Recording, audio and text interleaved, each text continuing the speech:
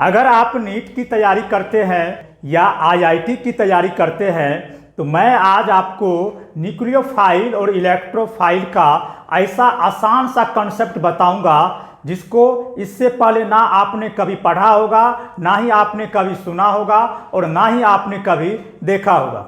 बहुत ही आसान सा कॉन्सेप्ट है न्यूक्लियोफाइल और इलेक्ट्रोफाइल को पहचानने की। न्यूक्लियोफाइल को NU से डिनोट करते हैं और इलेक्ट्रोफाइल को E से डिनोट करते हैं।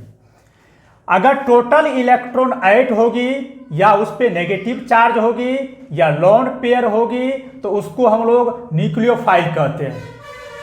अगर टोटल इलेक्ट्रॉन 6 होगी या उस पर पॉजिटिव चार्ज होगी तो उसको हम लोग इलेक्ट्रोफाइल कहते हैं। बस इसमें एक छोटा सा कंसेप्ट याद रखना है कि एक सिंगल बॉन्ड में 2 इलेक्ट्रॉन होती है। आप देख रहे होंगे कि सिंगल बॉन्ड जैसे ही ब्रेक होती है तो ये 2 इलेक्ट्रॉन के शेयर से बनी हुई होती है।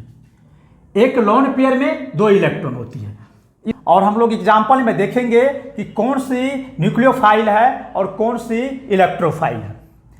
NH3, यहाँ पर NH3 में 3 सिंगल बॉन्ड है और एक सिंगल बॉन्ड में 2 इलेक्ट्रॉन होती है, तो 3 सिंगल बॉन्ड में यहाँ पर 6 इलेक्ट्रॉन हो जाएगी, 6 और 2 तो 8 इलेक्ट्रॉन हो गई। 8 इलेक्ट्रॉन को हम लोग न्यूक्लियोफाइल कहते हैं। दूसरे तरीका से हम ऐसे भी समझ सकते हैं कि यहाँ पे एक लोन पेयर है और लोन पेयर को हम लोग न्यूक्लियोफाइल कहते हैं। यहाँ पे नेगेटिव चार्ज है, नेगेटिव चार्ज को हम लोग क्या कहते हैं, न्यूक्लियोफाइल। यहाँ पर भी नेगेटिव चार्ज है तो न्यूक्लियोफाइल हो गई।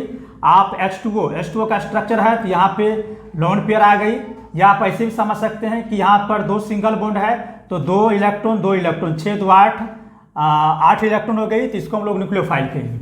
नेगेटिव चार्ज है तो इसको हम लोग न्यूक्लियोफाइल कहेंगे। पॉजिटिव चार्ज है electrophile, positive charge electrophile, negative charge nucleophile, lone pair nucleophile, negative charge nucleophile, negative charge nucleophile, negative charge nucleophile, negative charge nucleophile, positive charge इसको हम लोग क्या कहेंगे, इलेक्ट्रोफाइल, पॉजिटिव चार्ज इलेक्ट्रोफाइल।